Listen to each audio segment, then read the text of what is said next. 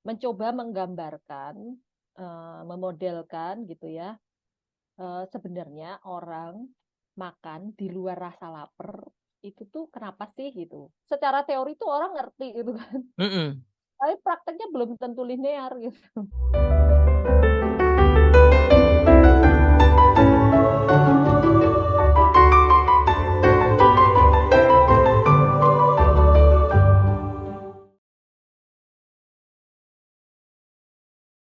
Halo, Anggit. Halo Mas Teddy. Assalamualaikum. Waalaikumsalam warahmatullahi wabarakatuh. Kak Ini kelas yang selalu awet muda. awet muda. Orang lagi. Dokter Anggita Dian Cahyani. Weh. Ada yang Pakai tahu O. nggak?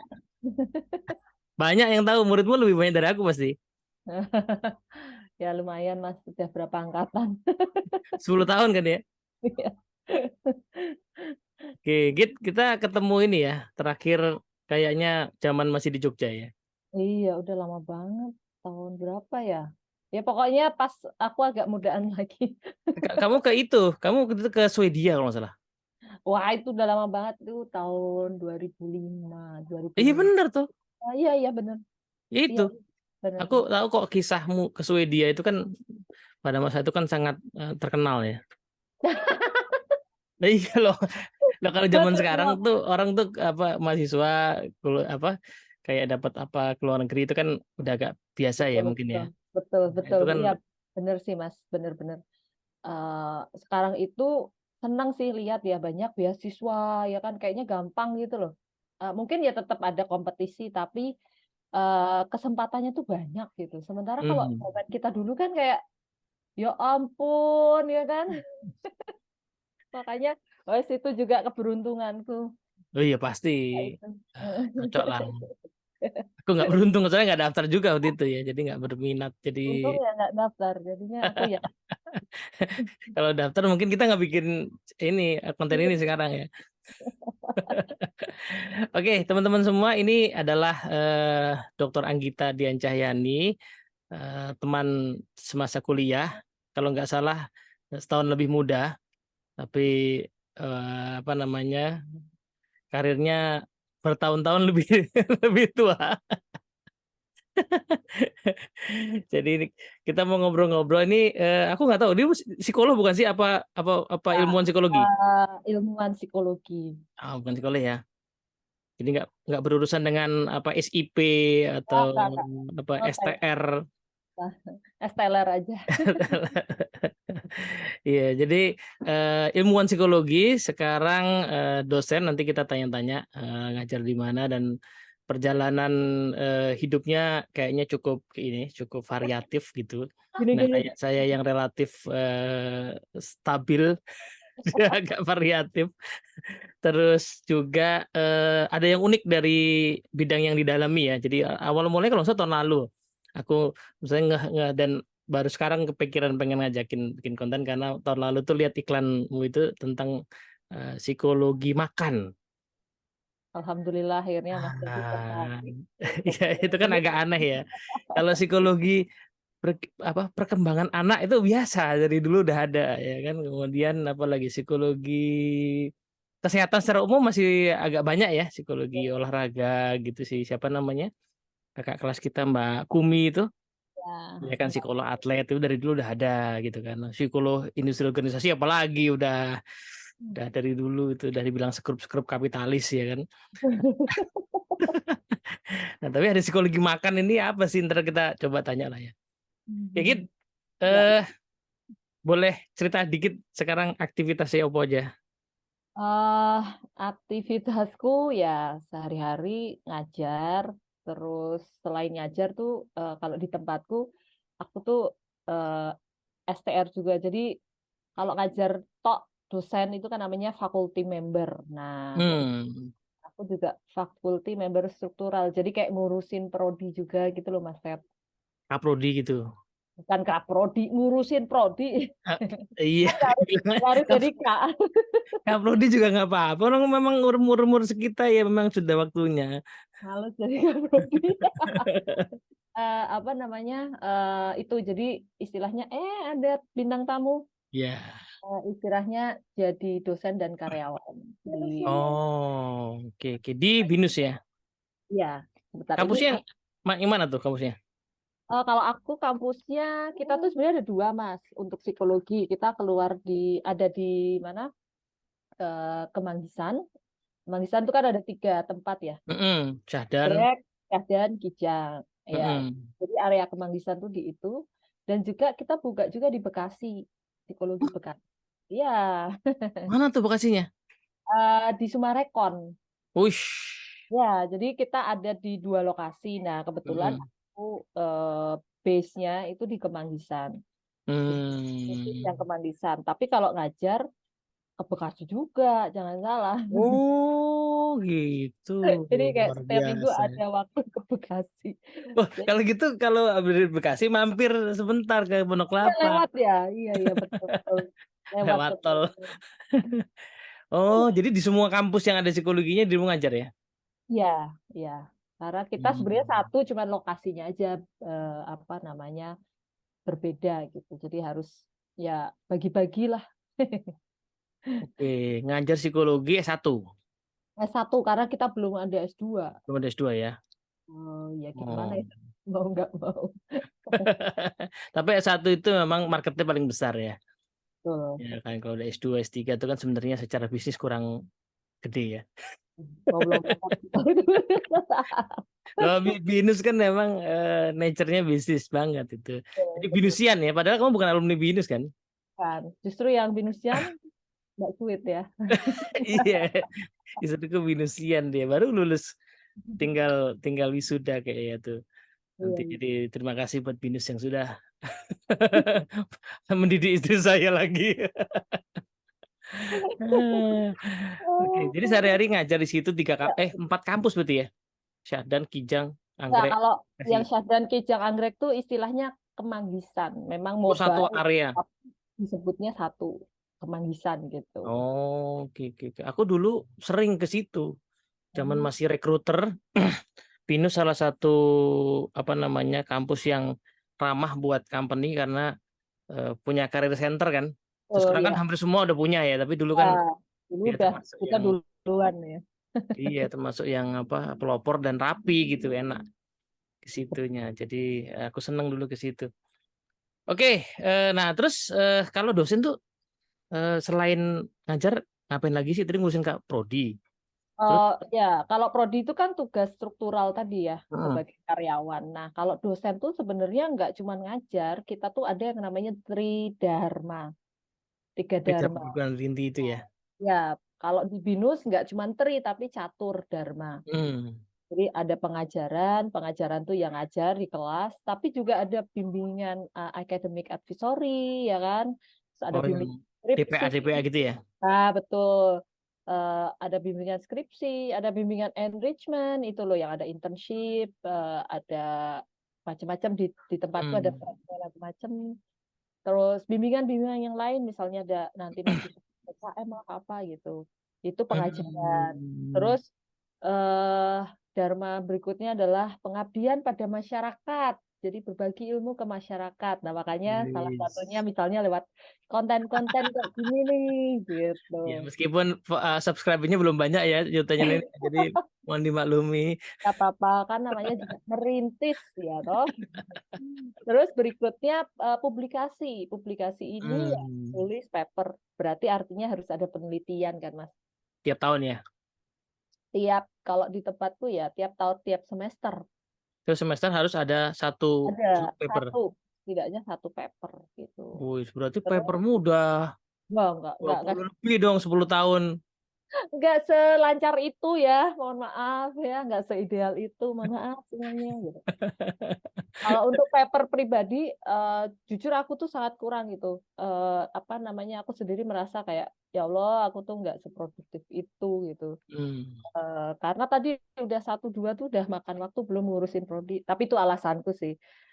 Milah lah nanti pelan-pelan. Karena ini ya itu jalan menuju profesornya masih sangat panjang gitu. Panjang. Ya. Terus berikutnya kalau di BINUS ada pengembangan diri. Jadi selain 3 hal tadi, kita juga Hmm. berkewajiban untuk mengupgrade gitu ya. Ikut ini ya, ikut.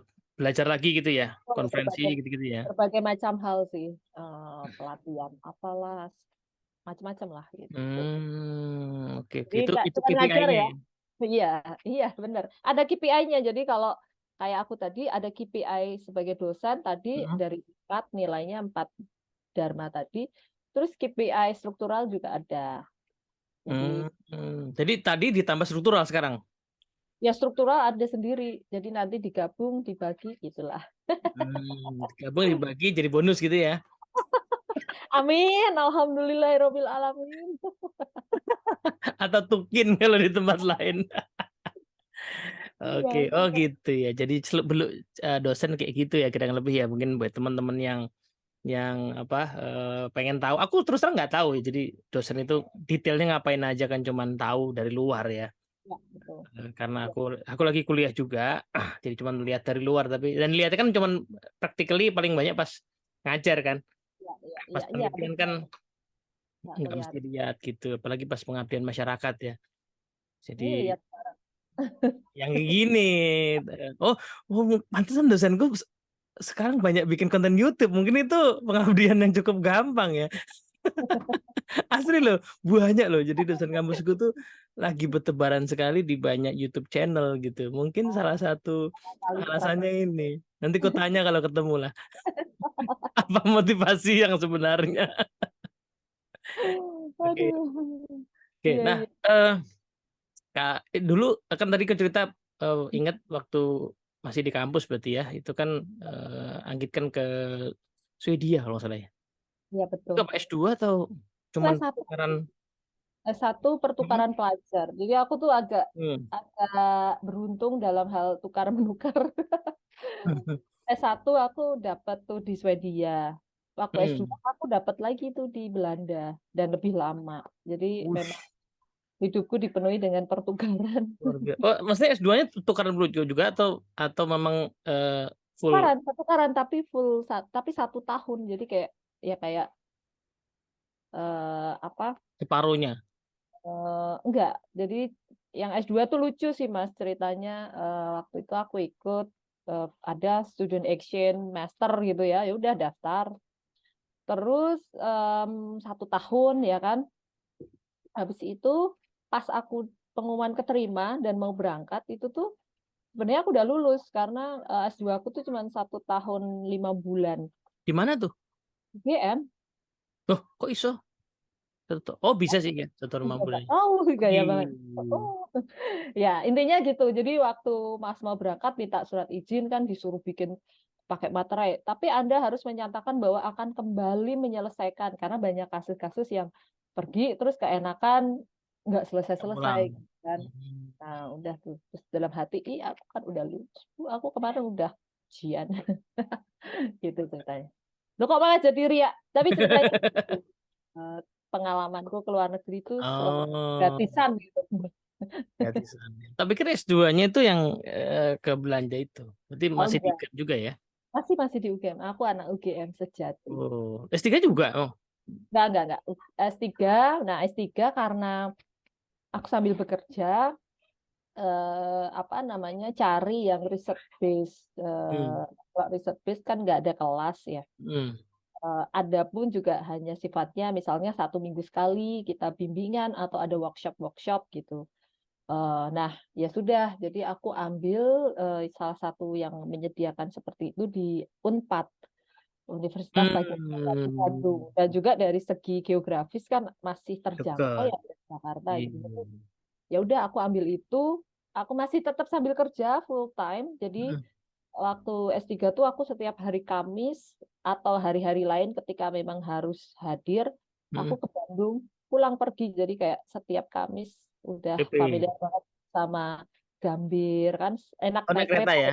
Ya paling seneng deh pokoknya tuh berangkat subuh ya kan pulang tengah malam kayak gitu udah.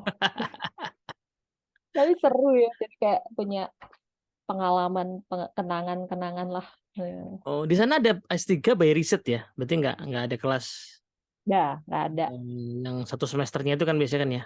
nggak ada, nggak ada. Oh. Nah, terus dari situ eh meneliti yang apa? kesehatan atau makan itu dari S3 itu atau minat setelahnya? Ya, jadi kalau yang soal makan ceritanya dari tahun jadi awal dosen gitu kan. Sebenarnya awal dosen tuh aku juga sama kayak pas jadi kayak aku pikir dosen cuma ngajar gitu. Kurang riset deh, kurang riset. Tahu sih meneliti apa, tapi kayak maksudnya waktu itu masih sangat ya gitulah kurang riset.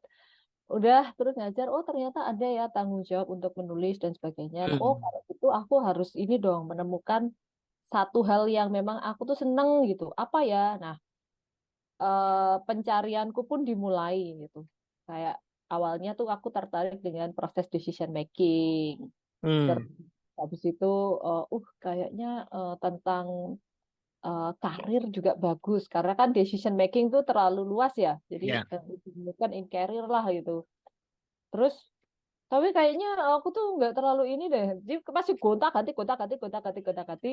Singkat kata singkat cerita akhirnya ada satu hal yang ini kayaknya aku tuh punya concern di hal ini dan nggak berubah-ubah gitu, nggak Hmm. kayak yang lain, yakni tentang ketertarikanku tentang makan gitu. Ya Loh, iya lah. Maksudnya kuliah di Bandung eh, lagi ya? ya tentang eating ya kan dengan makan dengan makanan tuh aku tuh seneng gitu. Hmm. Kenapa enggak itu aja yang aku jadikan fokus. Nah, mulai 2015 tuh aku kebetulan itu aku pertama kalinya membimbing mahasiswa. Jadi kalau Hmm. dosen itu kan nggak langsung bisa bimbing skripsi gitu nggak kayak harus 1 tahun 2 tahun gitulah. Nah intinya Hmm. di tahun 2015 tuh mulai pertama membimbing mahasiswa, terus aku tiba-tiba dikasih anak bimbingan berapa waktu itu ya 6 6 apa 5 gitu. Terus eh apa namanya gimana nih kalau kita bikin semacam satu riset yang temanya tuh sama gitu sehingga kita nih sebagai kelompok Hmm. sebagai Payung apa gitu ya? waktu itu aku belum terpikir namanya payung ya cuman kayak supaya kita kalau diskusi tuh enak gitu Hmm. kalian bisa saling diskusi saya juga bisa nimbrungnya satu hal yang sama gitu ya udah terus apa tuh Kak gitu kan. Gimana kalau kita tuh meneliti tentang psikologi makan, tentang makan nih. Apa ya? Makan sehat, makan sehat. Oke, kenapa sih gini-gini ya? Udah dimulailah diskusi-diskusi dari situ. Eh, Akhirnya dimulai dari si angkatan 2015, Hmm. saya pun kemudian mulai fokus riset saya tuh ke situ gitu. Hmm. Walaupun memang nggak selamanya ya, karena Hmm. di psikologi di BINUS tuh saya apa sih masuknya di psikologi industri dan organisasi Oh, sebenarnya. ininya ya, apa penugasannya gitu ya? Ya, penugasannya. Jadi agak keluar jalur sebenarnya. Tapi kan apa namanya? Ya kadang gitu ya, yang diharuskan dengan yang saya sukai Nanti. ya gitu. Ya sudah.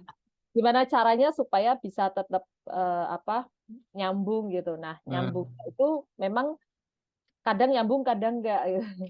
Nah, enggak juga tetap dijalani karena kan ada mahasiswa yang memang tertariknya dengan isu-isu organisasi. Hmm. Basisku kan Hmm. psikologi sosial, jadi oke gitu. Hmm. Tapi untuk yang mereka tertarik psikologi makan jauh lebih seneng gitu. Nah, tapi ya tadi untuk riset-riset pribadi ataupun kalau bikin hibah, proposal hibah Hmm. di kampus gitu, saya selalu tentang makan sih. Ya, Oh. supaya nyambung, ya tadi supaya nyambung mengkait-kaitkannya ya misalnya untuk partisipannya ya kan kriterianya dia harus karyawan gitu. Oh, iya iya iya. Bagus, api-api itu. Semuanya ke situ gitu. Atau misalnya apa namanya? Kalau misalnya bikin program nawarin apa coba deh wellness in organization itu kan masuk juga gitu. Hmm. Lagi Hmm. semakin ke sini tuh makin kayaknya makin jadi concern ya. Iya iya Eh, banget. Ini ini ya nanti aku mau tanyain ke dirimu yang so far yang apa sudah ditemukan apa aja karena kantorku itu sekitar setahunan lebih inilah yaitu lebih serius menggerakkan karyawan buat hidup lebih sehat ya. ya. Dimulai dari apa bikin program buat kita nambah gerak ya nambah jalan gitu jadi kita dikasih tracker gitu ya jam tracker Oh, kemudian asik sih. ada aplikasinya biar bisa sama-sama kompetitif lah gitu ya. Ya itu udah setahun lebih tuh. Alhamdulillah orang udah mulai bergerak lebih banyak lah. Jadi minimal kalau lagi ngobrol berdiri tuh gerak-gerak gitu. Minimal itu. Tapi tahap itu menarik. Nah, terus setelah setahunan mulai kan bergerak ke arah kan jadi kan kayak ada semacam konsultannya lah ya, meskipun nggak setiap saat tapi sebulan sekali, 2 bulan sekali ada kayak webinarnya. Nah, yang mulai masuk ke urusan gizi, makanan lah, ngatur makan yang menurutku masih jadi tantangan bagi banyak orang termasuk aku ya. Jadi gerak kita udah lebih gampang, artinya udah banyak concern, udah setuju gitu dengan nambah gerak. Rata-rata 10.000 langkah per hari itu pada achieve lah. Makan nih, makan ini challenging banget ya. Tetapi tapi orang mulai jadi kan kayak ada measurement-nya, terus ada yang udah kayak aku ya udah jalan 10.000-an langkah per hari setahun gitu. Tapi secara skor keseluruhan itu masih rendah gitu ya, masih pas-pasan karena memang di area makan kayaknya tuh jadi lemak-lemak di tubuh ini masih bertahan dan sulit dihilangkan karena urusan makan gitu. Jadi eh, kayaknya memang company mulai concern ke situ karena ya bicara soal apa ya penyakit ya produktivitas akhirnya gitu ya. Gimana orang bisa hidup lebih sehat, lebih produktif, nggak gampang sakit, bukan cuma sekedar biar klaimnya nggak banyak ya, tapi itu kan udah pakai asuransi, itu sudah kewajiban. Tapi maksudnya sebenarnya kayak ada teman-teman yang umurnya masih muda, juga kemudian tiba-tiba kena stroke itu kan makin nambah ya, Oh, ya kena betul. nambah ya gitu. Jadi gimana gitu? Apa yang sudah dirimu temukan soal makan ini? Nggak, sebelum menemukan memang aku mau support tadi sih, support temuan-temuan bahwa sekarang itu yang namanya eh, NCD, non-communicable disease atau penyakit tidak Hmm. menular. Itu tuh angkanya tuh udah jauh berbeda Mas dengan misalnya Hmm. 10 tahun yang lalu gitu. Hmm. Terus jenis-jenisnya juga makin macam-macam. Udah gitu, prevalensi orang yang menderitanya juga makin muda gitu. Bahkan baru-baru ini Hmm. kan banyak artikel kita lihat diabetes mellitus pada anak. Coba bayangin, Iya. DM2 kok anak-anak udah DM2 gimana sih gitu. Padahal zaman kita kecil dulu tuh kayak itu tuh penyakit Hmm. Hmm. mbah gitu ya. Iya, Wah, iya enggak, benar. penyakit tua gitu kan. Sekarang Hmm. enggak, anak muda juga banyak tiba-tiba kena stroke, jantung gitu dan cancer juga makin banyak. Pokoknya hal-hal yang apa NCDs itu tadi penyakit tidak menular. Nah, itu salah satu Hmm. concern awalku juga sih yang membuatku semakin yakin Hmm. karena ini tuh serius gitu. Cuman Hmm. apa makin ke sini aku yakin akan makin makin banyak gimana nih caranya nih gitu. Nah, aku bisa apa nih? Waktu itu pertanyaanku kayak gitu. Eh apa terus tadi mau ngapain, Mas? Apa dari situ kemudian mungkin kalau boleh cerita dikit awal-awal risetnya tentang apa gitu dan Terus karena ada concern itu, aku kan mencoba melakukan literatur review ya. Kenapa sih apa namanya? Kok orang tuh kayak aku sendiri deh nggak usah orang gitu. Aku tuh kan hmm. orangnya emotional eater banget. Eh, Hmm. apa, jadi aku dari kecil sampai gede tuh aku akhirnya menyadari bahwa ini kayaknya aku ini orangnya mental diet banget ya gitu. Mental Eh, diet. ya, jadi segala macam dia tuh aku tuh paham, aku ngerti Hmm. gitu. Karena selama ini ngikutin gitu kan, Hmm. cari tahu gitu. Dari awalnya mencari tahu untuk diriku sendiri gitu kan. Hmm. Gimana caranya biar kurus sampai aku mencari tahu ya memang karena aku ingin mencari literatur bukan untuk aku aplikasikan atau apa gitu. Nah, Hmm. dari situ dan ini payah juga ya kalau semua orang tuh kayak aku kayak gini. Berapa banyak waktunya habis cuma buat mikirin hal-hal yang berkaitan dengan makan. Padahal kalau Hmm. misalnya waktu-waktu ini tadi tuh dipakai untuk ya udahlah ngapa-ngapain yang lain yang lebih produktif, aku Hmm. yakin akan jauh lebih bermakna gitu. Hmm. Ditambah juga mungkin lebih bahagia gitu, nggak usah repot dari dulu gitu. Eh, Hmm. Nah, dari situ mulailah apa ya cari-cari, browsing-browsing, di literatur review sampai akhirnya aku ketemu dengan satu istilah yang namanya mindful eating dan intuitive eating. Hmm. Kenapa ketemu itu? Ya karena dari banyak tadi soal studi tentang diet, Mm-mm. ujung-ujungnya tuh ada satu kesimpulan nih kalau menurutku, ya diet itu tuh selalu akan diet dalam rangka penurunan berat badan ya maksudnya. Mm-mm. Itu tuh ya sebenarnya kuncinya cuman kamu makan lebih sedikit, Mm-mm. ya kan? Sehingga kalori in sama kalori out itu tuh lebih, kalau mau kurus menurunkan ya harusnya lebih gede apa kalori outnya gitu kan. Mm-mm.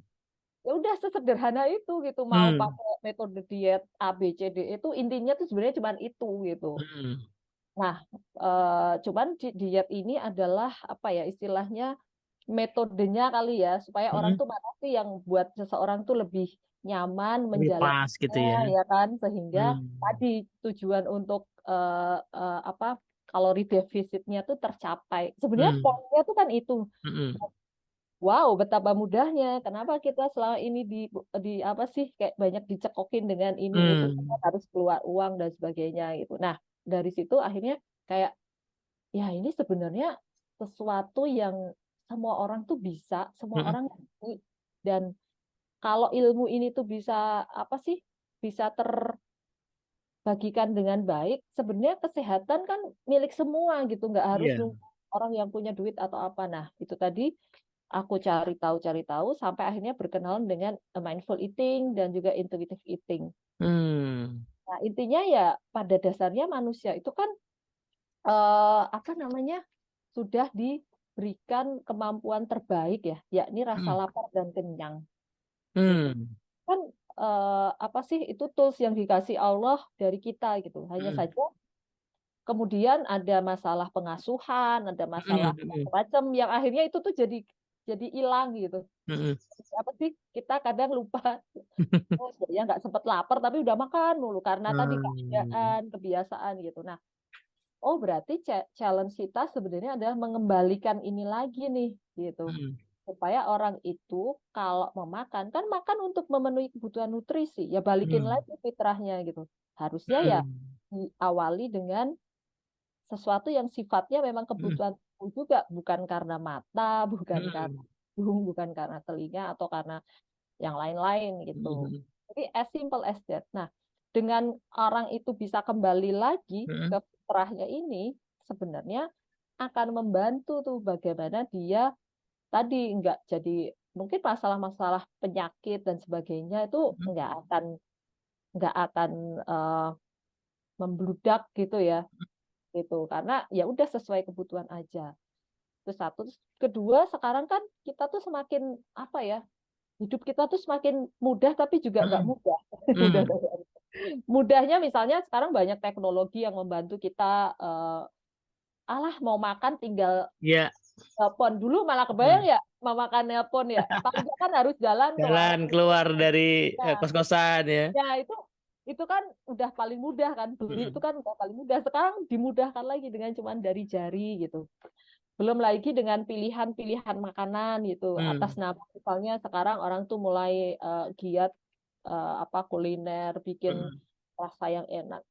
Jadi banyak pilihan-pilihan yang ditawarkan ke kita gitu, yang mana nggak semuanya sebenarnya bagus kan. Mm. Artinya, terus tadi media sosial juga kita makin mudah, kita mungkin mudah lihat gambar-gambar makanan enak Iya. apa.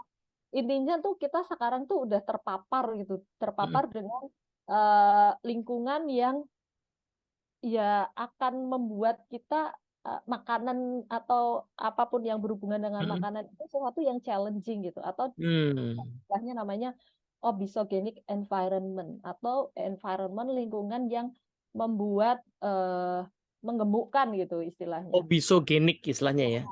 Atau food abundance as environment. Jadi lingkungan yang berkelimpahan makanan gitu. Hmm. Nah, tadi kenapa disebut obesogenik kan sebenarnya karena situasi sekarang tuh membuat kita, kalau kita nggak berusaha, kita yang effort, itu tuh Mm-mm. kalau kita diam aja misalnya kayak ya udah makan dengan cara yang tadi pesen atau nggak Mm-mm. Mm-mm. gerak, itu itu otomatis akan membuat kita gemuk gitu. Iya, Iya kan? iya. Karena sebenarnya kalau mau dipikir lagi kebutuhan misalnya kayak kita nih Mas Ted. kita yang banyak kerja di depan komputer tuh sebenarnya kalori yang dibutuhkan paling berapa sih? Mm-mm. Oh, hitung-hitungan nih. Mm-mm. Tapi kan kita jalan udah gampang. Kita mau ngapa-ngapain naik mobil, naik Mm-mm. motor, naik ke atas, naik lift. Mm-mm. Nah, kalau kita nggak effort, kita yang Mm-mm. effort, oh iya, aku harus 10.000 langkah, atau oh Iya, iya, aku harus olahraga. Itu tuh pasti diam-diam kita akan gemuk gitu. iya, iya, iya, iya. Makanya namanya obesogenic environment. Nah, dengan Ah. challenge-challenge itulah semuanya, kalau kita nggak aware, kita Mm-mm. nggak siap menghadapi ini, wah, masalah gitu. Mm. Nah, salah satu hal kuncinya yang bisa dilakukan, yang memang juga sesuai dengan ilmuku, karena kan bukan gizi, aku bukan dari Mm-mm. apa studi kesehatan fisik Mm-mm. gitu, apa kedokteran olahraga misalnya kan enggak. Jadi ya itu gimana caranya nih supaya kita tuh sama-sama sadar, paham, Mm-mm. dan akhirnya bisa mengaplikasikan tadi yang namanya intuitive eating. Salah satu caranya Mm. gitu. Makanya Oke. riset-risetku mulailah ke situ. Nah, salah satunya aku pernah di tahun 2015, ini yang risetku sendiri, bukan dengan mahasiswa, itu mencoba membuat gambaran nih, Mm-mm. karyawan. Memang apa teknik samplingnya random ya, cuman Mm-mm. convince aja. Tapi intinya dari situ dapat gambaran bahwa memang benar eh, lebih banyak orang yang kalau makan itu bukan karena lapar, tapi karena Mm-mm. yang lain. Iya. Entah itu mungkin disuguhin, entah itu karena Ya. waktunya, entah itu karena Heeh. pokoknya bukan karena lapar. Terus banyak orang yang apa namanya kalau makan tuh sebenarnya nggak menikmati gitu. Kayak Hmm. oh ya habis makan gitu. Mungkin karena banyak hal, mungkin karena disambi ngobrol, mungkin karena Mm-mm. sambil ngapain gitu. Meeting ya kan, Ya, banyak lunch hal. meeting. Terus juga apa namanya banyak yang masih apa sih? Jadi misalnya kalau makan itu kan sebenarnya paling bagus supaya kita satisfied Mm-mm. kan makan yang memang kita inginkan kan. Mm. Masih banyak yang ya makan tuh kayak ya udah yang Mm-mm. penting kenyang, tapi habis itu masih makan kerupuk, masih makan apa karena kayak masih pengen Mm. craving atau apa. Nah, itu dan juga banyak yang apa sih paham sih kalau apa ini tuh makanan yang bernutrisi, yang ini Mm-mm. tuh cuma kalori density, tapi kan ini enak gitu. Nah, Mm. yang kayak gitu ternyata masih lebih banyak. Artinya kan, oh ya memang memang harus ada usaha ya gitu. Mm. Mm. Caranya supaya orang-orang tuh yuk mau yuk kita belajar kembali untuk eh ya gimana caranya kita tuh serius gitu. Makanan Mm. tuh sesuatu yang biasa, Mm. tapi harus ada effort dari kita untuk menyadari sesuatu yang biasa ini kalau kita nggak kelola dengan baik Mm. bisa menyerang gitu. Mm. Apa tadi timbulnya penyakit. Kira-kira gitu. Iya, Ki, ini valid loh. Jadi waktu ya tadi mulai mulai ada tema soal ngatur makan gitu ya. Kalau aku lagi di kantor ya radius dengan keliling ya sekitar jari-jari lingkaran 50 meter gitu ya dari kantor. Itu nggak ada yang kalorinya rendah itu. Depan mie ayam ya kan. Belok kanan agak mendingan paling gado-gado itu kan gado-gado itu kadang-kadang banyakkan itunya lontongnya ya. Ya, Terus samping banget Circle K itu ya isinya kan semua ya semua tentang apa namanya cemilan-cemilan kayak gitu lah. Jadi bener-bener harus effort ya entah bawa sendiri gitu ya atau membatasi tadi misalnya porsinya di separuh aja atau apa. Tapi memang nggak bisa tanpa kesadaran ya di kondisi sekarang itu apalagi di Jakarta dengan GoFood dan segala macam nggak pakai GoFood aja tadi kan nggak mungkin ya kita makan siang nyari yang sekilo kan jauh banget ya. Jadi anggaplah nyari yang 50 sampai 100 meter di sekitar kita itu nggak ada memang harus effort harus dengan kesadaran dan rencana penuh ya aku mau makan apa hari ini. Nah kalau nggak disediain catering di kantor kan juga sama ya. iya. Sama kan menunya kan rata-rata nasi gitu ya porsinya lumayan kemudian lauknya 2 sampai 3 yang semuanya juga sebenarnya tadi secara kalori nggak betul-betul kita butuhkan. Iya, Kita betul. yang harus ngatur misalnya oke nasinya nggak usah atau tak paruh aja kemudian dari 3 pilihan lauk mana yang aku makan sisanya mungkin kadang-kadang ada tempat buat taruh supaya bisa dimanfaatkan buat yang lain gitu ya tapi poinnya ya memang harus dengan dengan usaha ya. Orang zaman sekarang apa tadi istilahnya abundance apa tadi? Berlimpah makanan. Food abundance environment. Food abundance environment ya, lingkungan yang berlimpah makanan begitu mudah didapatkan gitu ya. Dan belum tadi tuh diajakin makan siang meeting, lunch meeting ya kan. Jadinya kan dua ya, pertama makanannya kadang-kadang nggak sehat, yang kedua nggak sadar pas makan karena sambil meeting gitu kan, sambil sambil ngobrol tiba-tiba habis gitu. Terus udah gitu ada cemilannya, belum selesainya ada kopinya gitu. Kopinya bukan kopi hitam juga, kopi yang lain-lain gitu. Terus semalam aku baru ini gitu, baru baru bikin live IG gara-gara menontonnya. Iya ya, kalau nggak bulan puasa itu seharian itu kita bisa makan, mungkin urusan kita dengan makan minuman tuh mungkin bisa 6 kali paling tinggal kan. Makan 3 kali sehari, ngemil 3 kali loh, jam 10, jam 3, sama jam 8 malam tuh. Luar biasa. Iya kan? Iya kan bener ya? Belum meeting ya kan, meeting jam 10. Belum ada kantor, dulu kantorku lama tuh kalau meeting 2 jam, lewat dari 1 jam boleh request snack.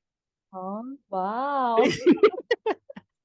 Jadi seharian itu kalau nggak bulan puasa, urusan kita dengan makanan tuh sangat banyak gitu. Jadi Betul, betul. berlimpah makanan, dan itu yang, dan sementara gerak kita sedikit ya.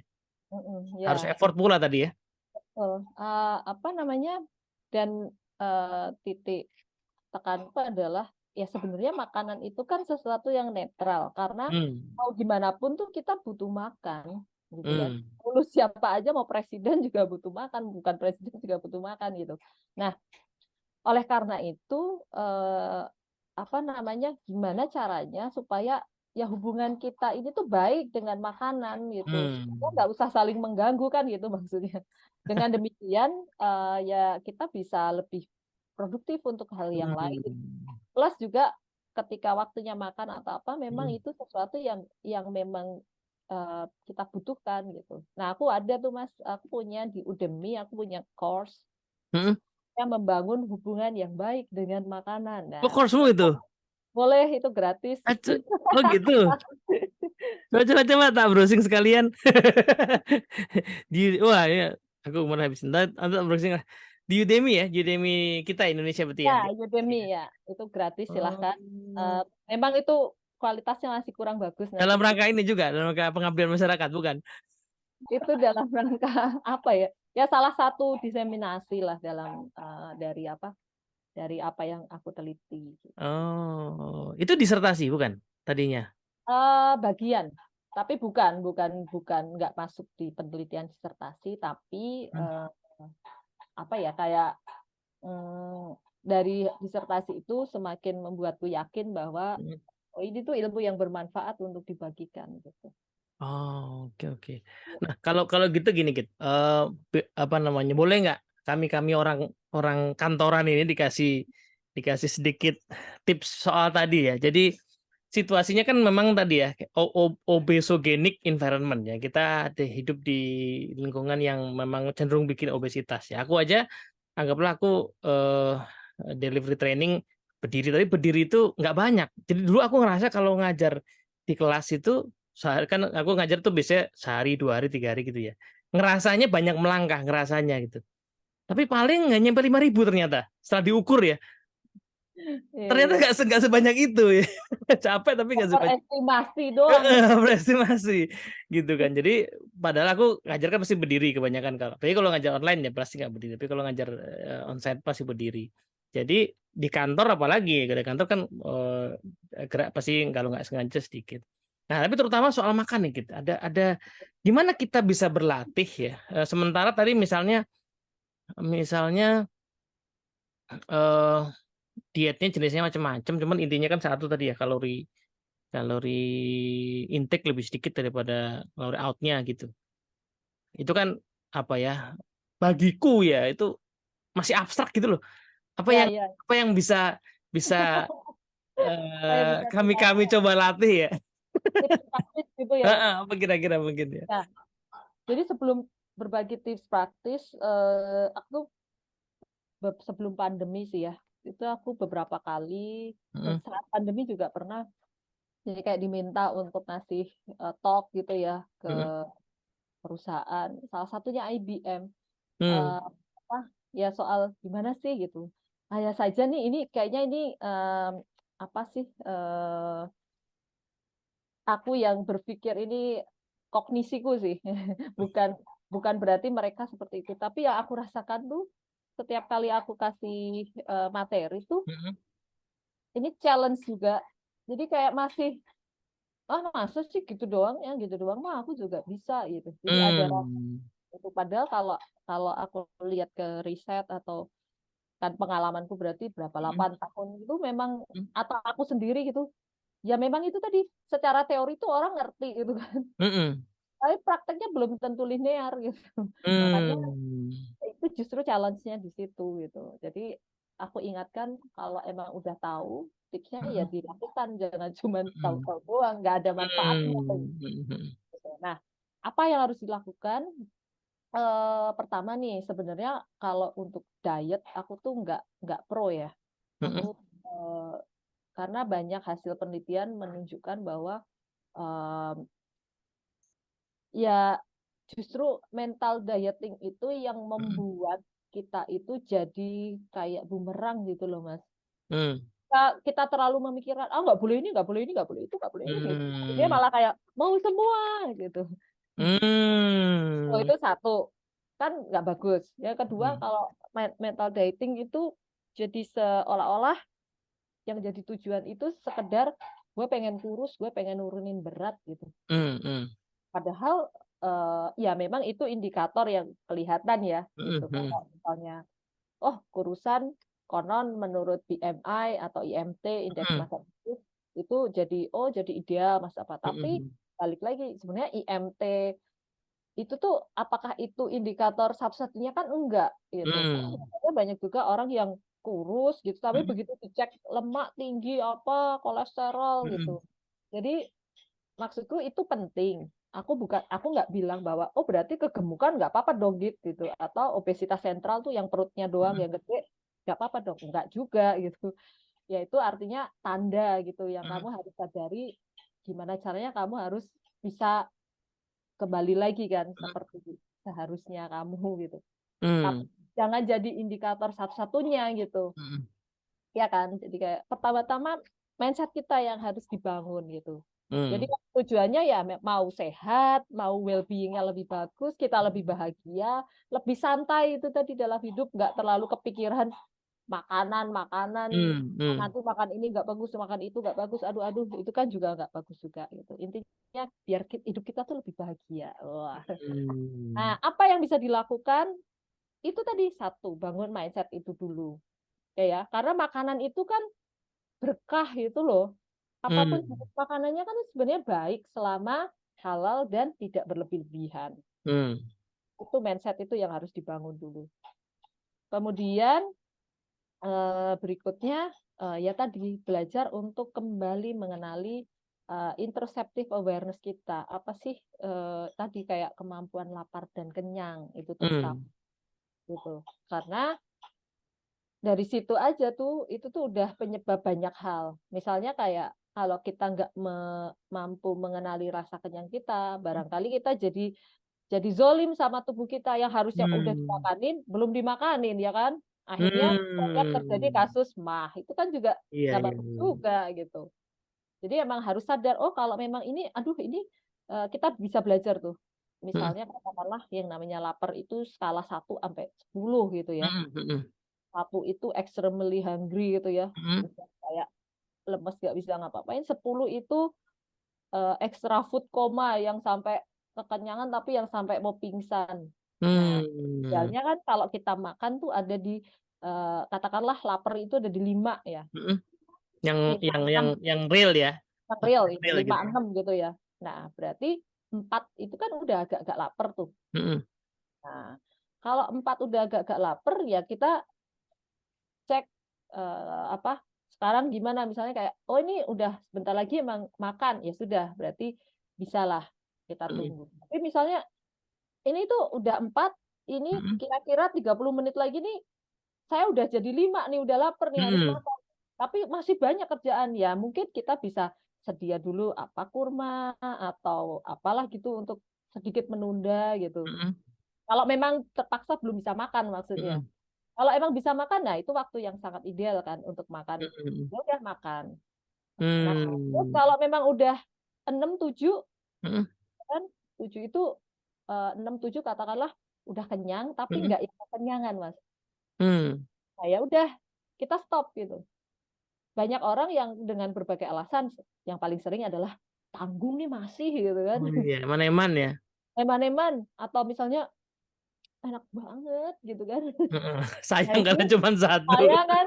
Nah, itu masalahnya. Nah, itu kita harus stop gitu. Apa namanya? Stop di saat kita merasa bahwa ini kayaknya aku makan 1 tahu lagi tuh masih bisa deh gitu. Kita stop Hmm. di situ. Kenapa? Karena kan yang namanya proses pencernaan itu kan butuh waktu 20 menit. Kita Mm-mm. akan beda lagi udah yang tadinya cuma kenyang jadi Mm-mm. Kekenyangan ya. jangan. Makanya kita kan udah Hmm. mengantisipasi itu. Jadi ya udah stop. Terus Mbak, kalau kayak gitu berarti kamu mubazir dong buang makanan. Enggak, ini masalah teknis aja. Kan bisa itu disimpan buat ntar lagi. Kalau lu lapar dimakan lagi boleh. Kan nggak ada yang larang.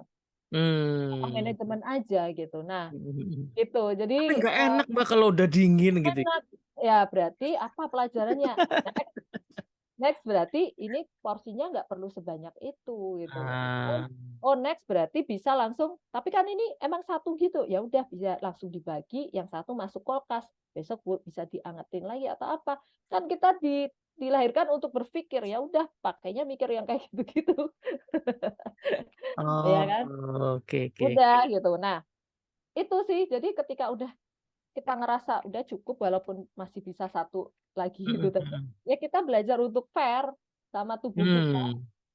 Oke, ya udah gitu. Itu nggak gampang ya. Iya iya iya. Jadi Itu nggak jadi gampang. pendekatanmu tadi tuh lebih ke memang apa ya? Mengembalikan lagi sinyal yang sudah dikasih ke kita itu yang orang Oh, sekarang hilang ya. iya, iya, Lapar itu sama kenyang itu ya. challenge-nya di situ tuh. Bahkan itu ada di dalilku di disertasi karena dari hasil itu Hmm. kemudian aku menyebutkan ya memang ini yang dibutuhkan. Kita tuh perlu melatih Mm-mm. diri kita kembali untuk itu. Mm-mm.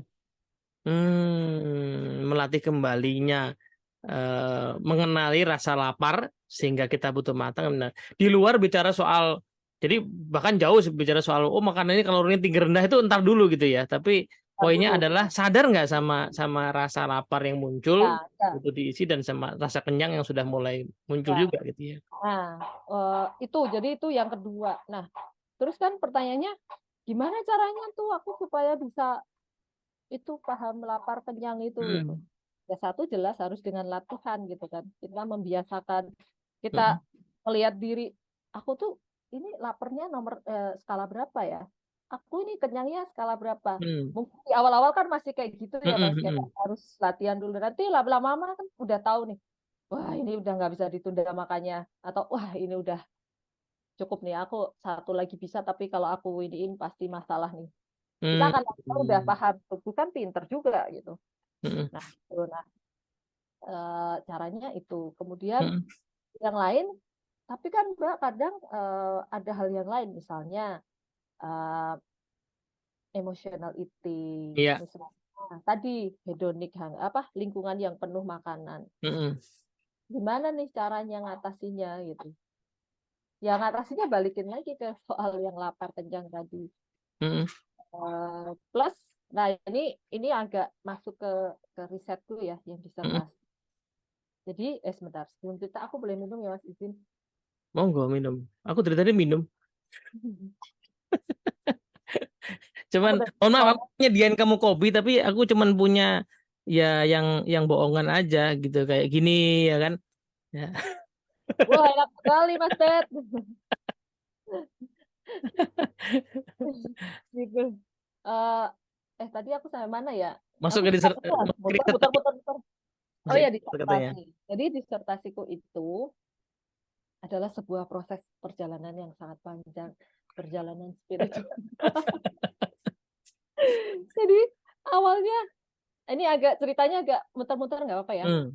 Awalnya disertasiku itu aku punya kan kalau riset apa doctoral by research itu kita Mm-mm. harus punya proposal disertasi kan Mm. untuk bisa dapat LOA, untuk bisa dapat supervisor gitu. Jadi Mm. artinya kita harus punya konsep dulu gitu. Mm. Lucunya konsep awalku dengan apa yang akhirnya aku teliti itu agak geser, walaupun masih satu Mm. tema. Jadi ini untuk teman-teman yang studi S3 ya kan, kalau misalnya terjadi pergeseran tema karena harus Biasa aja ya. berdamai dengan pembimbing, ya udah nggak apa-apa, jalanin aja ya kan. Yang penting tujuannya apa? Sekolah beres, ya udah itu aja fokus. Nah, terus habis itu akhirnya disertasiku itu adalah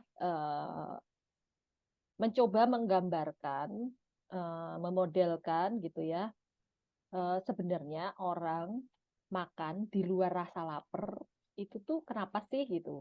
Hmm. Nah, eh, yaitu dari pertanyaan itu kemudian kami melibatkan beberapa variabel prediktor Mm. seperti eating style Mm. atau gaya makan seseorang.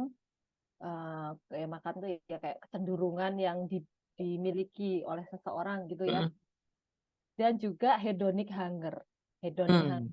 itu adalah tadi seberapa sensitif seseorang terhadap lingkungan yang dipenuhi oleh makanan Mm. gitu. Nah, eating style sendiri itu ada tiga, ada eh, apa namanya cognitive restraint. Jadi ada orang-orang yang memiliki gaya makan yang cenderung hitung-hitungan secara kognitif gitu. Mm. Misalnya, oh ini bagus nih, nggak bagus, ini tuh enggak ini gitu. Mm. Terus ada yang uncontrolled eating dan di dalam beberapa hal yang lain juga kadang disebut external eating. Mm. Jadi, makanya tuh lebih banyak karena misalnya kayak Mas tadi lihat Mbak Cuit makan, enak banget Cuit makannya, minta dong gue juga makan enak. Oh, Mm. baunya enak banget nih kopinya tadi yang Fana tadi. Jadi aku ngopi. Kopiku ini aromanya kayak coklat dikasih orang ya. Ternyata pahit dia, bukan bukan coklat. Oh yang orange-orange itu kan. Iya. Ya, itu terus satu lagi emotional eating. Nah, ini aku Hmm. jadi makan yang diindus atau didorong karena keinginan, karena emosi seseorang. Hmm. Ya udah dari situ kemudian ada variabel mediatornya namanya palatable eating motif atau motif untuk memakan makanan yang lezat karena Hmm. konteksnya apa namanya eating in the absence of hunger. Makan di luar lapar itu kan Hmm. konotasinya kadang ngemil gitu ya Hmm. atau hal-hal yang memang nggak diperlukan sebenarnya itu. Hmm. Nah, singkat kata singkat cerita itu dan dari situ penemuannya adalah eh, emotional eating dan juga hedonic hunger Hmm. itu memang secara langsung maupun tidak langsung bisa memprediksikan yang namanya EAH atau Hmm. absence of hunger, makan di luar rasa lapar. Nah, Hmm. dari situ singkat kata singkat cerita adalah berarti satu, kita kan perlu belajar untuk mengelola emosi Hmm. kan? Supaya kalau terjadi sesuatu tuh nggak kita larinya makan nggak sebagai coping. Hmm. Dua tadi eh, lingkungan berkelimpahan makanan yang kita anggap biasa ini, Hmm. however, it affect us gitu. Dan ada orang-orang yang punya kecenderungan dia lebih sensitif dibandingkan yang lain. Hmm. Sensitif tuh maksudnya gimana? Maksudnya adalah misalnya nih, Mas Teddy lihat kita sama-sama lihat iklan McD ya. Hmm. Terus Mas Teddy biasa aja, oh ya. Tapi aku enggak, aku kayak, aduh enak nih. Terus mulai Langsung gitu kepikiran, ya, ya terpicu. kan mulai kepikiran, terus kayak, aduh nanti ya ada yang gitu Hmm. gitu. Sehingga artinya kan eh, kita harus lebih bijaksana ya, Hmm. terutama orang-orang yang mungkin sensitif. Supaya apa? Ya supaya tidak melakukan eating in the absence of hunger. Bangga. Gitu. Karena apa? Loh, emang nggak boleh makan di luar rasa lapar? Ya nggak apa-apa, tapi itu kan artinya kan ini makan di luar kebutuhan. Hmm. Nah, kalau di luar kebutuhan apa namanya? Over consumption. Apa kalau terjadi Hmm. kalau udah over, dengan kata over kan berarti Hmm. berlebihan. Yang berlebihan ya secara logika umum aja udah nggak baik kan. Hmm. Apalagi kalau ini kemudian overconsumption hal-hal yang Mm, nggak sehat atau apa, mm, lama-lama apa ya jadi penyakit dan sebagainya dan terus bla bla bla bla gitu lah. mm, Nah, akhirnya kan berarti balik lagi, oh berarti memang harus ada nih uh, mungkin pendidikan apa sih ya, belajar kembali gitu mm, gimana supaya kita tadi rely on lapar and kenyang ya mm, kan. Terus juga hal yang lain berarti memang kalau yang dari segi praktis, oh mm, berarti kalau misalnya ada masalah-masalah yang berhubungan dengan makanan, mm, orang-orang yang sensitivitasnya lebih tinggi mungkin bisa lebih didahulukan gitu. Eh, mm, tadi apa sih screening gitu ya Mas. Jadi mm. eh, barangkali dia memang butuh asistensi atau bantuan yang lebih kira-kira Oke. Jadi gitu. Jadi eh, itu istilahnya itu ya, makan di luar rasa lapar ya. Jadi Ya, istilahnya yang jadi fokus penelitiannya, karena kalau di dalam rasa lapar ya asumsinya itu makan yang dibutuhkan. ya. Itu Nah, yang.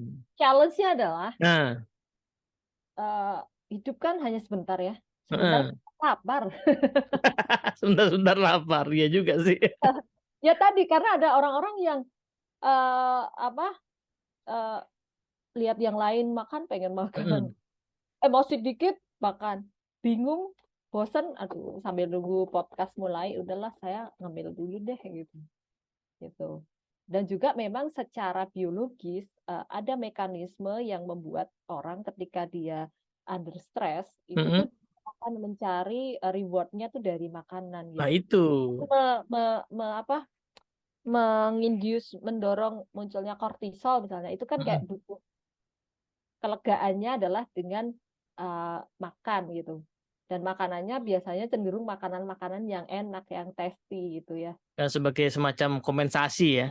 Ya memang secara mekanisme tubuh itu, jadi kan artinya berarti oh kita berarti perlu latihan tadi gimana Mm-mm. supaya reward tuh nggak harus selalu makanan gitu. Makanan. Oh, bisa Dan jadi kalau lagi stres push up gitu ya. Harus. nah atau lari-lari gitu. Iya, iya, iya, iya. Oh, iya soalnya tadi kalau eh, apa namanya tipsnya melatih mengenali rasa lapar dan kenyang, problemnya tapi ada juga ya orang yang rasa laparnya itu dipengaruhi Ya hal-hal lain ya kan? makanya kita harus belajar juga. Oke, yang lapar tuh apa sih Yang kayak yang apa ya? apa gitu. Itu sebenarnya ada tips mudahnya nih. Hmm, Lapar fisik sama lapar mata atau lapar yang lain gitu.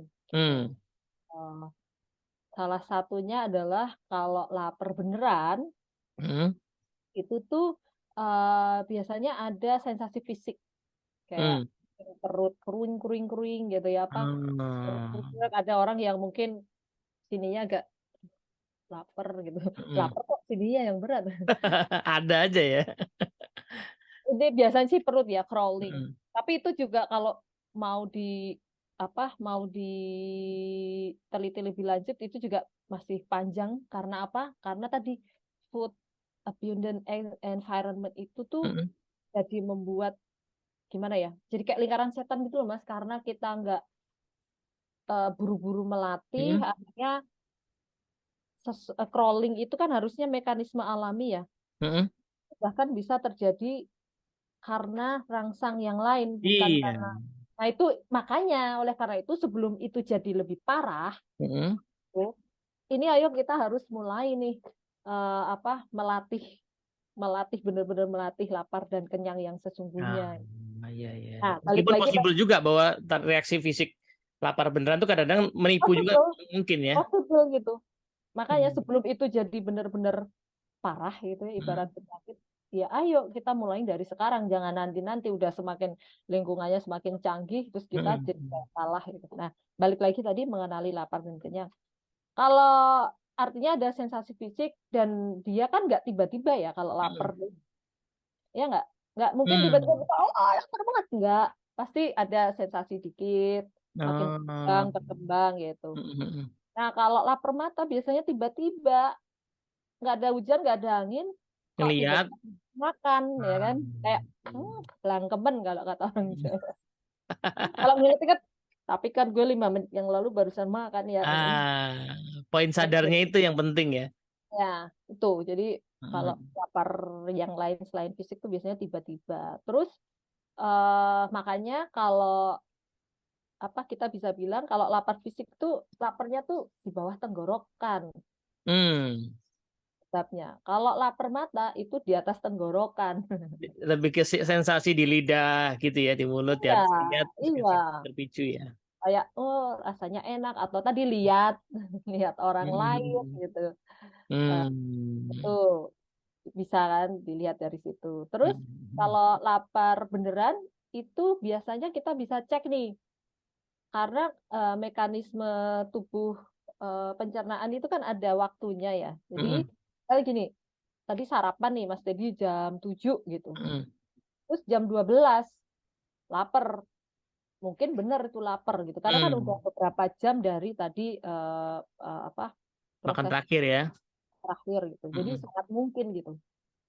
Eh, nanti kita bisa kira-kira nih ya, kayaknya jam empatan, lima gitu mulai mulai lapar lagi tuh Hmm. gitu. Gitu. Nah, sementara kalau yang bukan lapar beneran itu bisa kapan aja, Mas. Hmm. Ya tadi kayak, oh pengen makan, kan 5 menit yang lalu baru makan. Tuh, Makan jam, itu. kalau aku suka gini nih, di rumah kan kalau lagi ngantor makan jam 6 kurang lah ya, sebelum berangkat kan 6 kurang. Nah, terus berangkat kantor kan 1,5 kadang tuh sampai 2 jam kan. Nah itu udah lapar lagi tuh karena menembus kemacetan. Ya, nah itu menarik tuh, itu yang sering terjadi. Jadi bisa diakali dengan gini, ini kan bisa jadi memang lapar beneran karena mungkin Hmm. tadi konsumsi sarapannya kurang kurang bagus, Hmm. kan kurang bagus. Kayak misalnya ya mungkin porsinya sedikit atau Hmm. memang tadi di jalannya tuh yang benar-benar fisik gitu ya, lari. Tapi kan enggak gitu. Nah, barangkali ini sisa-sisa lelah, stres ya udah diminumin aja dulu, minum air putih biar tenang, ya kan? Hmm. Meditasi dulu biar tenang.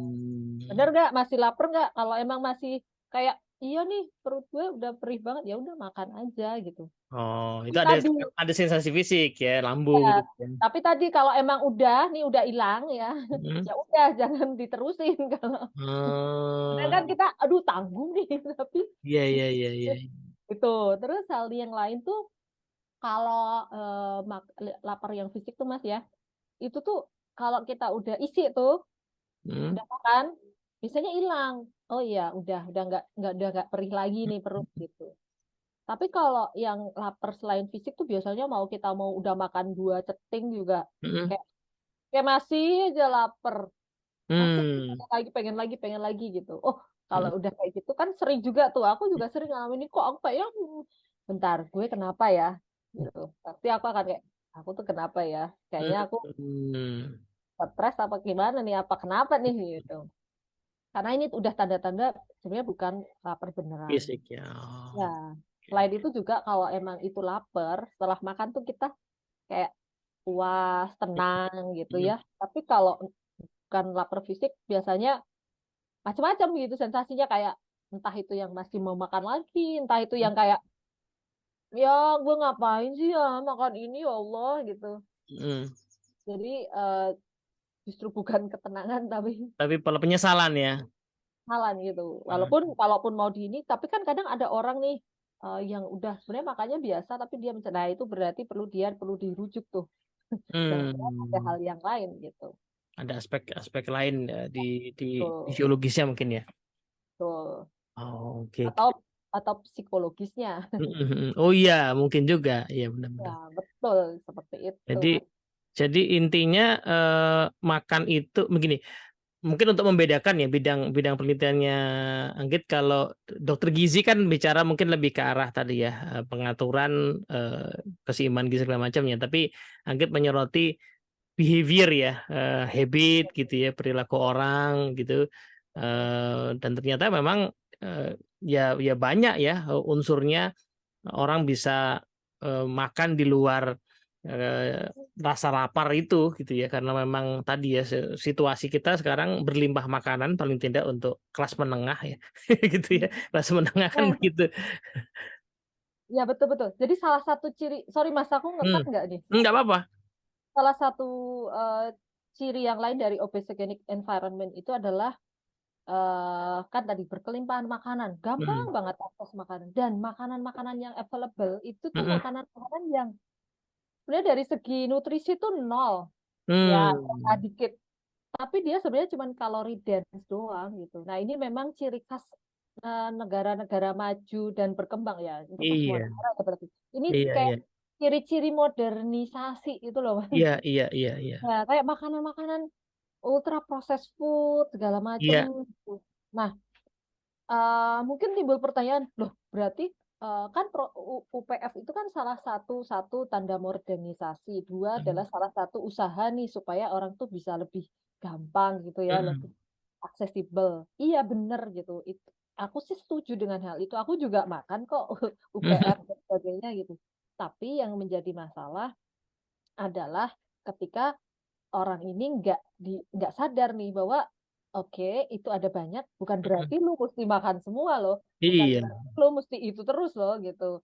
Itu iya. yang apa, efek itu yang harus disadari gitu. Plus Mm, juga misalnya ini kalau lu kebanyakan lu jadi kayak terbiasa dan akhirnya kayak ada ketagihan gitu. iya, Nah, itu juga kan sebenarnya responsibility semua gitu, untuk sama-sama ke situ. Cuman kan akhirnya nanti banyak hal ya, ada masalah ekonomi, politik segala iya. macam. Karena kan di company juga udah jadi standar tuh ya. Dulu dulu istilahnya jurus KFC ya, tapi sekarang dipakai semua orang. Jadi misalnya Anggi cuman pesen ayam satu sama nasi, terus kemudian paket aja gitu.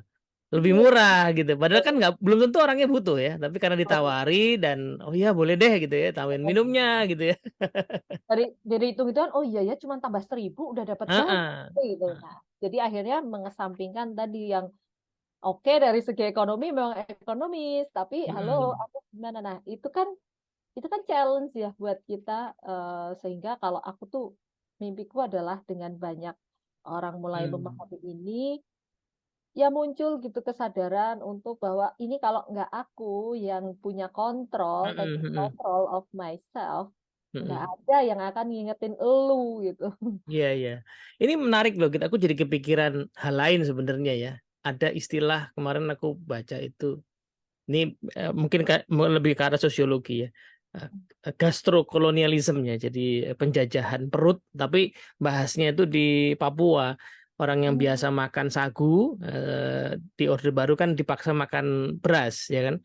Di masa makan beras sehingga sudah terbiasa makan beras padahal beras mahal gitu jadi mereka selalu miskin karena terjajah perutnya ya yang seharusnya nggak perlu makan itu. Nah tapi aku barusan kepikiran berarti kita yang merasa merdeka ini juga sebenarnya lagi Jadi dijajah juga jatuh, iya.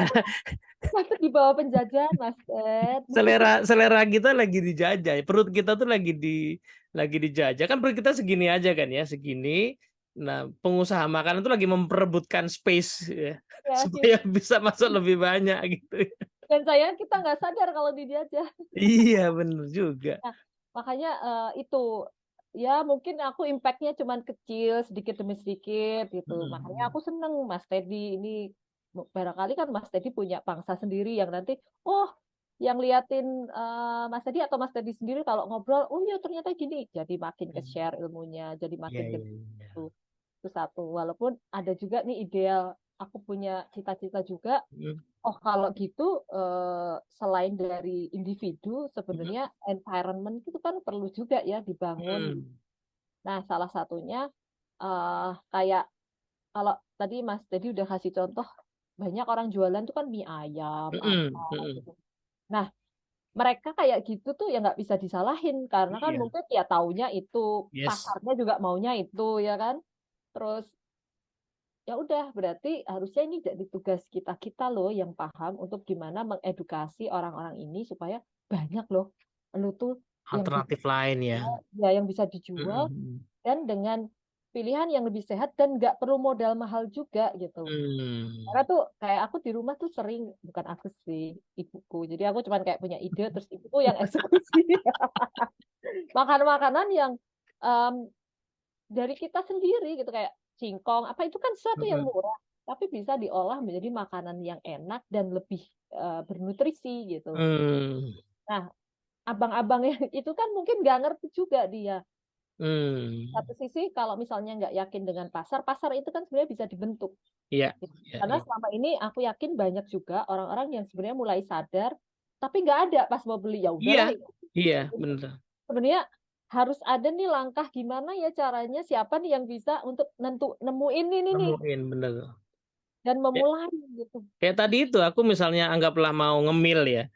Ngemil keluar kantor ya kan tadi kan nggak mungkin jauh-jauh ya nyarinya nyari yang deket-deket yang deket adanya kan itu ya seandainya ada alternatif ya tinggal belok kanan gitu ya. Belok kanan terus dia jualan aja satu satu rak gitu ya.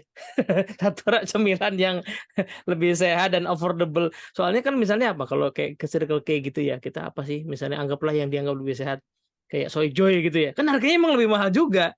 Jadi makanya Iya.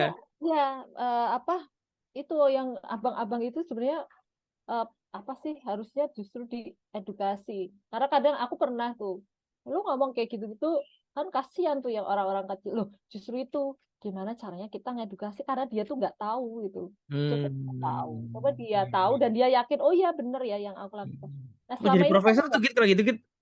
Langsung jadi itu idemu itu kalau di Jerman langsung jadi habilitasi kan ya karena kan nggak berhukum kan iya, langsung jadi habilitasi bisa jadi jadi kamu ke Jerman dulu aja bikin aku pindah habilitasi. Jerman ya Mas. Nanti balik lagi ke sini udah profesor kan Wah, bagus bagus yang ya bagus, itu yang bagus tuh, ke iya Jerman. Tuh. tapi poin menarik itu maksudku satu ini soalnya belum ketemu ya jadi satu sisi kita lagi gerakin ekonomi orang diajak bikin UKM gitu ya mulai usaha ya mikirnya pasti yang laku lah ya, yang laku yang gampang laku gitu ya. Tapi ya nggak sadar terbatasi wawasannya kan gitu ya.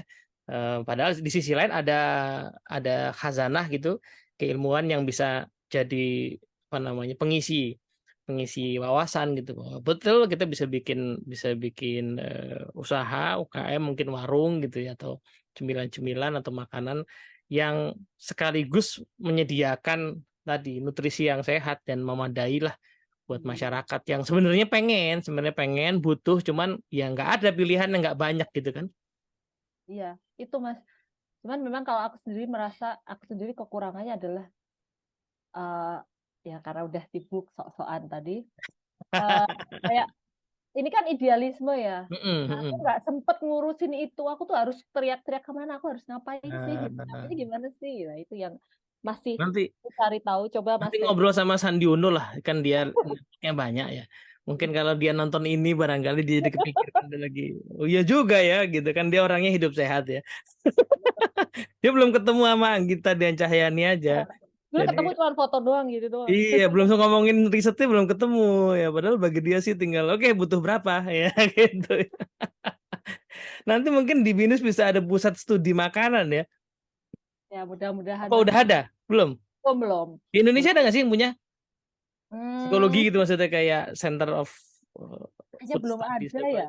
Sejauh ini tuh belum ada Mas. Tapi ya, Makanya itu juga masih seneng aku. Bukan masih seneng kayak oke, gue mau mulai gitu tuh karena salah satunya um, itu masih luas kajiannya, kemudian yang perlu digarap gitu. Makanya aku senang kalau misalnya diundang di mana supaya banyak orang yang kepikiran, paling nggak misalnya mahasiswa, oh iya ya aku skripsinya itu, oh ya aku kan lama-lama jadi sesuatu yang banyak diminati gitu. Karena ya itu tadi, pada dasarnya itu tuh sesuatu yang basic, semua orang perlu, tapi nggak semua orang paham dan sadar gitu. Masih iya. perlu banyak anggita-anggita untuk di Hmm. dunia.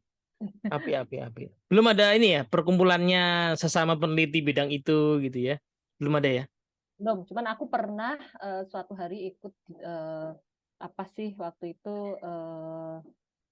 asosiasi kesehatan psikologi kesehatan tuh ada apa sih namanya pertemuan apalah akhir tahun konferensi nasional. Nah, itu ada dia bikin satu tema sendiri mengenai Hmm. gitu. Paling nggak aku tahu beberapa orang, oh dia ada ya concern gitu. Tapi memang menurutku ya ini aku nggak tahu, mungkin aku kurang jauh mainnya. Yang benar-benar concern itu terus tuh kayaknya so far belum ada ya. Yang memang punya obsesi ya di bidang itu Ya, ya. ya, ya. Iya. Wah, apa itu kita kalau di Ya mungkin ada juga yang berminat belum ketemu aja, belum kumpul Ya, aja. iya bener. Ya, Mungkin aku butuh harus. bikin komunitas dikit lah, butuh bikin grup WA lah mungkin kan. Grup WA. Grup WA, psikologi makan. Ah, iya bener Anggota tuh. satu Anggita, anggota Aku dua Teddy. aku gabung, aku gabung. Siapa anggota dua Teddy udah Aku dapet nih. gabung. Udah Tadi dua tadi aku. poin aku cerita soal apa namanya, kolonialisme makanan ya. Kan?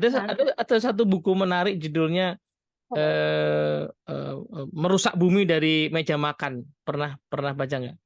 Ah, belum tuh Itu yang orang Indonesia. Apa terjemahan itu ya? Jadi eh, ya selain soal tadi ya penjajahan perut kita gitu ya tanpa sadar, di sisi lain ya tadi karena over over apa consumption apa istilah over produksi yang banyak itu kan kan membuat sebenarnya di belahan dunia yang lain itu kan banyak orang kelaparan kan betul, karena nggak betul. ngerata kan karena nggak merata kan efek dari kapitalisme ya jadi yang di tempat mana ada duit situ kumpul semuanya gitu kemudian orang akhirnya bikin makanan macam-macam yang sebenarnya mungkin merusak alam juga ya ngambil secara berlebihan kayak kenapa perkebunan sawit itu gampang dibangun padahal at the same time dia dia merusak alam yang ada di situ ya karena orang butuh minyak goreng yang banyak gitu kan karena semua segala hal mesti digoreng gitu kan.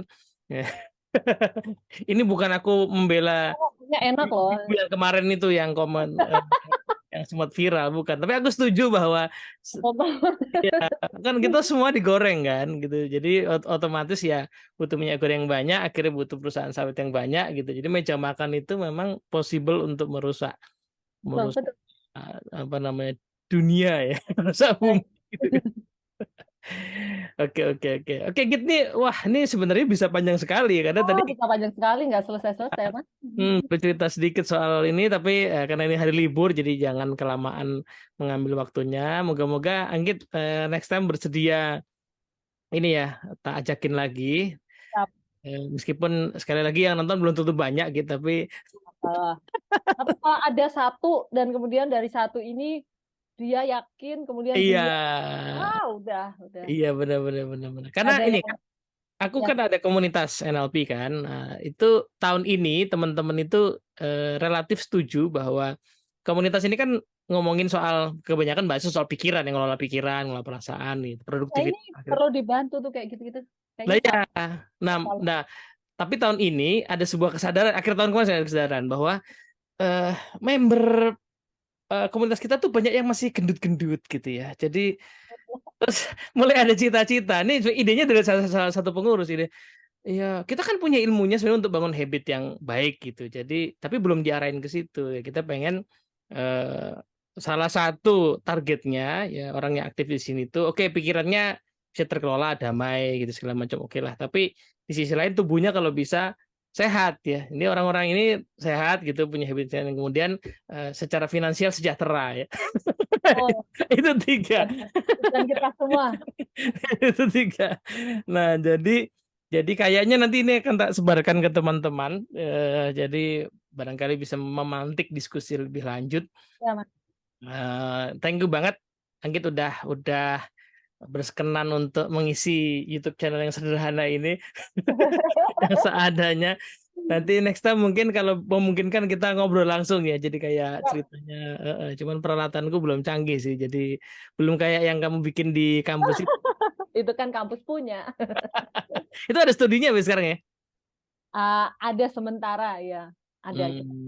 Tapi itu rutin yang psikologi itu. Aku lihat kan kayaknya Psikologi ada channelnya sendiri. cukup rutin sih. Itu kayak mulai akhir tahun kemarin apa ya? Kita mulai membuat Hmm, talk. iya iya iya, api itu harus lebih banyak psikologi yang disebarkan di masyarakat. Soalnya di sisi lain kan banyak wawasan psikologi yang ya kadang-kadang ya basisnya kita nggak tahu ya dari mana gitu ya. Itu mungkin pemikiran yang belum tervalidasi ya. Sementara di sisi lain teman-teman yang mendalami dan punya metodologi nggak nyampe ya obrolan itu nggak nyampe ke masyarakat gitu kan. Iya, iya, betul, betul. Jadi kita barusan tahu bahwa ternyata urusan makan udah ada disertasinya guys. Ada disertasinya lagi. Ya nggak kaleng-kaleng nih ya urusan makan kita nih ya. Oke, Sip, thank you Git. Sampai Terima ketemu lagi kasih. waktunya ya. Sama-sama Mas Teddy. Selamat beraktivitas lagi. Assalamualaikum warahmatullahi wabarakatuh. Waalaikumsalam warahmatullahi wabarakatuh.